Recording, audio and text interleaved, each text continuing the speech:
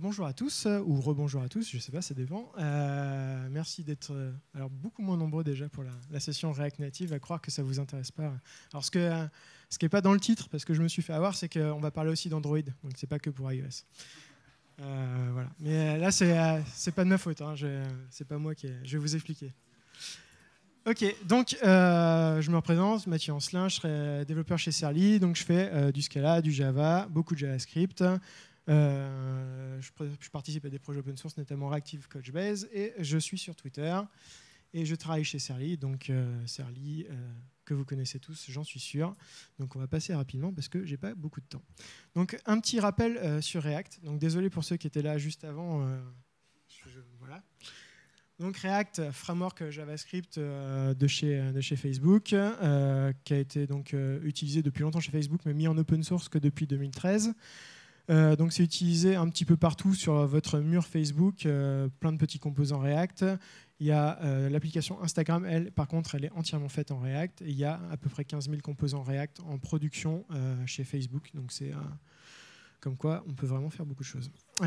Les utilisateurs, il y a vraiment beaucoup de boîtes un peu connues qui utilisent React et de boîtes moins connues qui utilisent React.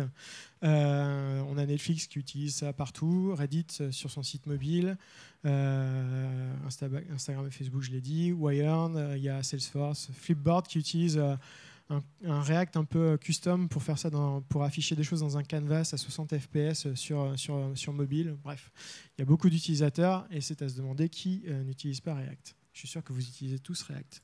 Maintenant, enfin, du moins après le talk précédent. Donc React, c'est une particularité, c'est qu'on va décrire ses vues de façon déclarative. Donc si on a un petit bouton favori qu'on peut toggler comme ça, on va pouvoir décrire les choses de manière. Enfin, on va juste décrire ce qu'on veut voir et on va pas faire quelque chose comme ça.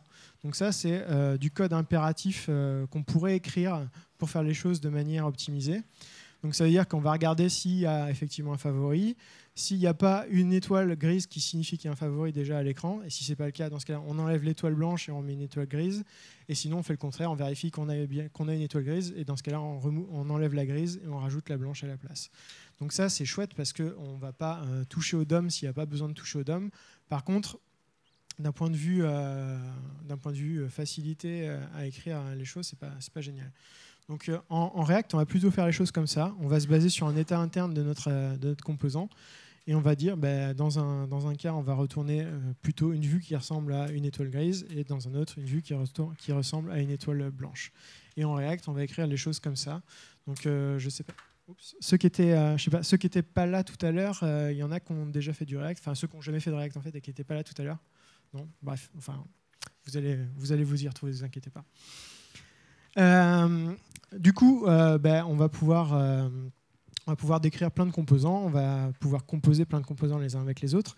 Et en fait, React, pour faire simple, ce qu'il va faire, c'est qu'à chaque fois qu'on va changer une vue d'un composant, il va re-rendre entièrement toute la vue, mais il va être malin. Ce qu'il va faire, c'est qu'il va calculer en fait la liste des différences entre une vue et l'autre. Et il va juste patcher le DOM aux endroits qui ont changé. C'est-à-dire que ce n'est pas parce qu'on régénère toute la vue qu'on va rebalancer toute la vue dans le DOM. Donc, pourquoi React ? Parce que moi, je pense que c'est plus facile à apprendre, c'est plus facile à comprendre. On fait moins de code, on réutilise plus de composants. C'est vraiment fait pour aider à faire qu'on réutilise des composants. Et on va développer plus rapidement, faire du code plus fiable. Alors ça, c'est pas moi qui le dis, c'est vraiment Facebook qui, depuis qu'ils sont passés à React un peu partout, ils disent vraiment ça nous a changé la vie en termes même de recrutement, de tout ce que vous voulez, de facilité. Enfin, en fait, quand ils embauchent quelqu'un, au bout d'une semaine, le mec, il est capable de faire des modifications sur des composants React qui ont du sens. Et ça, c'est pas forcément donné à n'importe quel framework. Donc maintenant, on va parler de React Native, parce que c'est pour ça que vous êtes venus quand même. Donc React Native, c'est quoi ? En fait, c'est un projet qui vient d'une constatation de Facebook. Faire des applications mobiles, c'est pas simple. Donc je ne sais pas si vous vous rappelez, les premières versions de Facebook sur iOS ou autre, c'était une catastrophe monumentale. Ça laguait dans tous les sens, c'était horrible. En fait, ils avaient fait une application hybride n'importe comment. Et donc en fait, quand on fait des applications sur mobile, il y a plusieurs plusieurs niveaux d'application. Donc on a l'application native qui est faite avec le SDK natif de l'OS du téléphone. Donc ça c'est top, on a le feeling qui va avec l'OS, on a des choses qui répondent bien et tout. Mais le problème c'est que déjà tous les SDK sont pas en même langage, sont pas du tout pareils. Il va falloir des experts dans chacune des plateformes pour pouvoir faire une application qui soit un peu bien. Et du coup, c'était le problème de Facebook, c'est qu'à chaque fois qu'ils veulent faire une nouvelle application, il faut qu'ils lancent un recrutement, machin, pour N plateformes. Enfin, c'est une catastrophe. Donc c'est pour ça qu'ils s'étaient lancés sur la version, on va dire, hybride des applications, donc avec une WebView intégrée dans une application native et une application web derrière. Sauf que, a priori, l'histoire ne leur a pas vraiment donné raison sur ce coup-là. On peut faire des choses très bien en hybride, il n'y a pas de problème, mais là, pour le coup, ils n'avaient pas trop géré. Ensuite, on a des trucs qui permettent de compiler d'un langage source vers du natif pour de multiples plateformes. Et enfin, on a la dernière alternative, c'est d'avoir un moteur JS qui va permettre de scripter les composants natifs. Et c'est typiquement ce que fait React Native. Donc en fait, React Native, c'est quoi? C'est un framework pour faire des applications natives sur iOS et sur Android, qui est basé sur JavaScript et basé sur le paradigme de programmation de React. Donc ce n'est pas de l'hybride, ce n'est pas une réécriture de composants natifs comme dans Ionic, on utilise vraiment les composants du système, ce n'est pas un transpiler, même si on écrit les choses dans JavaScript, c'est juste qu'on va exécuter ça dans un moteur JavaScript qui va après déléguer les appels au natif du téléphone. Donc je le répète, ce n'est pas une WebView. Donc comment ça marche? En gros, on a deux threads. Donc, il y a le thread natif, le thread UI, qui va collecter les événements de l'utilisateur, qui va les passer à un bridge, donc ce qu'ils appellent le bridge dans React Native. Donc, ce truc-là qui va faire un peu le lien entre le natif et le JavaScript. Et donc, le bridge va passer ça à un processus qui fait tourner un petit moteur JavaScript. Donc, c'est dépendant de la plateforme, le moteur. Et là-dedans, donc on va exécuter du code React. Donc, on va faire des vues, on va appeler des web services, faire ce qu'on a envie de faire. Et une fois que c'est bon, on renvoie la réponse au thread natif via le bridge qui va mettre à jour l'UI ou faire ce qu'il a à faire, quoi. Donc React Native, ce qui est très sympa, c'est que la développeur expérience, elle est semblable à quand on fait des applications web. C'est-à-dire qu'on n'a pas besoin de recompiler son application dès qu'on fait un changement. On fait juste un F5 et paf, on a la nouvelle application sous les yeux. Ça, je pense que ça va vous changer la vie, si vous faites bien évidemment du natif. Un autre truc sympa, c'est que votre application, finalement, c'est un énorme fichier JavaScript. Donc ça veut dire qu'au lieu de le hoster dans l'application, vous le mettez sur un serveur et puis vous pouvez mettre à jour votre application sans mettre à jour l'application dans le store. Et ça, j'ai envie de dire, c'est quand même plutôt pas mal. Ensuite, React Native vient avec un système de bridge, donc on l'a vu, mais qui permet en plus de définir en Java, en Objective-C, en ce que vous voulez, des composants ou des modules natifs qui seront utilisables depuis la partie JavaScript. Donc ça, c'est plutôt bien parce qu'il n'y a pas tout dans React Native. Donc après, on peut vouloir faire des choses un peu plus évoluées. On peut intégrer du React Native dans une application classique. On n'est pas obligé d'utiliser l'application wrapper fournie par Facebook. Vous pouvez prendre votre application et mettre du React Native dedans. Et en fait, un des gros avantages, et ça, il y a eu plusieurs articles de blog de plusieurs équipes là-dessus, c'est que ce qui est intéressant, c'est qu'au lieu des 3-4 gars qui savent faire du iOS ou du Android, vous avez toute l'équipe qui peut potentiellement commencer à faire des changements sur l'application. Il faut toutefois garder des spécialistes pour faire des modules natifs ou des trucs custo un peu spécifiques.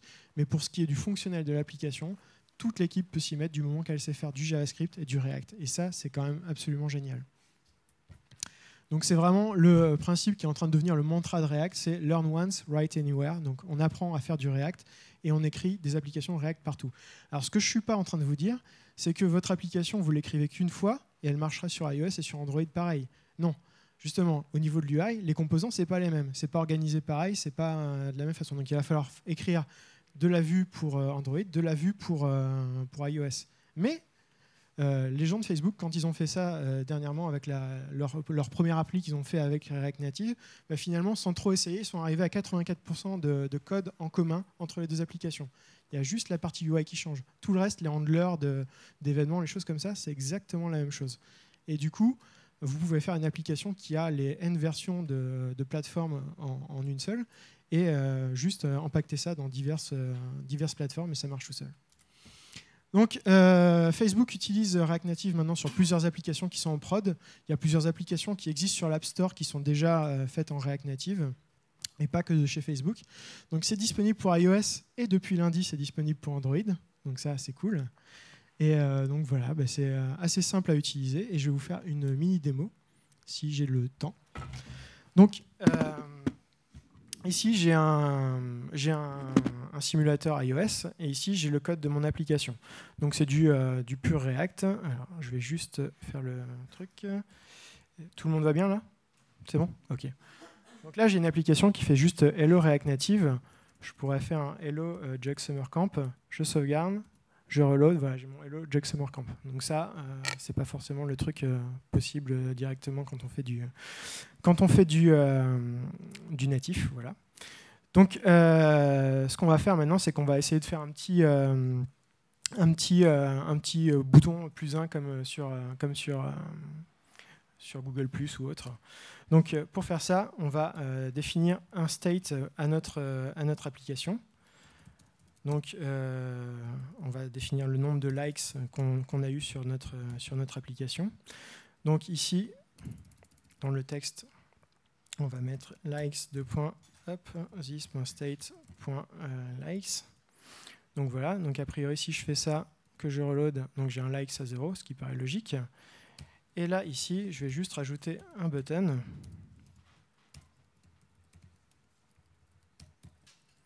Donc avec +1. Et là, on va faire un onClick. Comment? C'est ça. Voilà, vous êtes trop fort. Franchement, vous voyez, vous pouvez déjà faire du React. Quoi, c'est vrai? Et donc ici, je définis mon handler.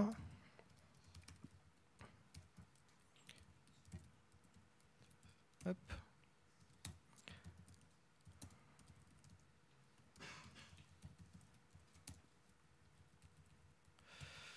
Hop, donc voilà pour mon truc, et ça devrait pas être trop mal.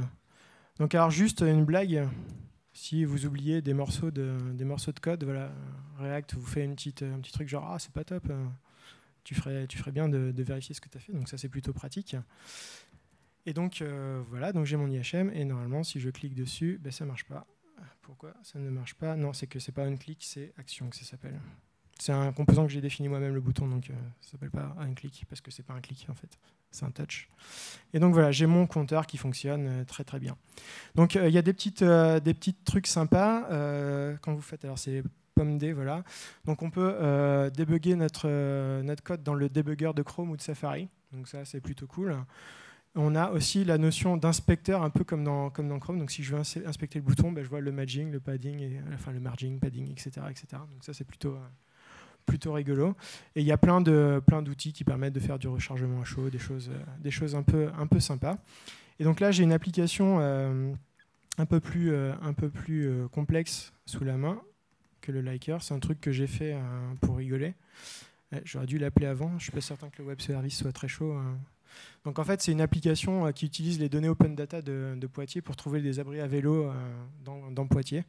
Donc là, ça s'appelle un web service, mais c'est sur Heroku et je pense que l'instance était un peu en train de dormir, donc ça va finir par arriver, à un moment ou à un autre. En attendant, on a une belle animation, donc vous pouvez remarquer qu'on peut faire des choses complètement folles. Voilà, ça arrive.